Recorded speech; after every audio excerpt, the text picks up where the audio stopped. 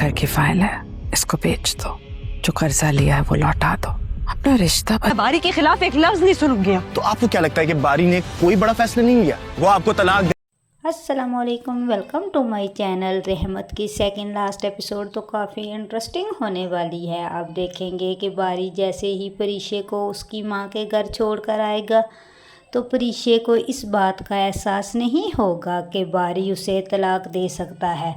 वो ये समझेगी कि बारी बस उससे थोड़ा नाराज़ है, राज़ी हो जाएगा, लेकिन उसे ये एहसास नहीं कि बारी तलाक देने के लिए तैयार है। वो अपनी माँ को सारी हकीकत बताएगी कि अयान से उसने कुछ कर्ज लिया है, जिस पर उसकी माँ उसे घर के पेपर्स देगी और कहेगी ये लो घर के डॉक्यूमेंट्स और इसे बेच के तुम अयान का कर्जा वापस करो और अपना घर बचा लो।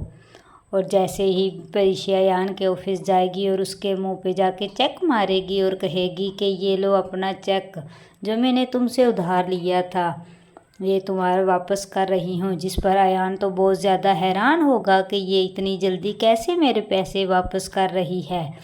वो उसे कहेगा कि तुम क्या समझती हो बारी ने इस छोटी सी गलती पे तुम्हें छोड़ दिया है। वो परीशे को बहुत ज़्यादा गुस्सा आएगा कि वो कहेगी कि मैं बारी के बारे में एक लफ्ज़ नहीं सुनना चाहती। जिस पर अयान कहेगा कि तुम बारी का इतनी फेवर क्यों कर रही हो, तुम्हें नहीं पता कि बारी तुम्हें तलाक देने वाला है। ये सुनकर तो परीशे हैरान हो जाएगी कि वो अयान की बात पे यकीन नहीं करेगी कि बारी मुझे तलाक देगा। वो कहेगी कि तुम बारी के ख़िलाफ़ मुझे कर रहे हो, मैं कभी भी तुमसे शादी नहीं करूँगी, मैं सिर्फ बारी की हूँ।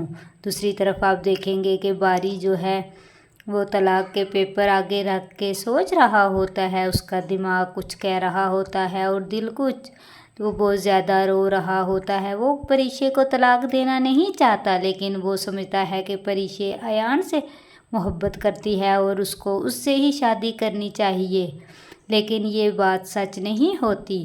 बारी को गलतफहमी हुई है और परीशे को जैसे ही ये पता चलेगा वो अपनी सारी गलतफहमी दूर करने की कोशिश करेगी। दूसरी तरफ आप देखेंगे कि रुमैसा बेगम को उसके किए की सज़ा मिल गई।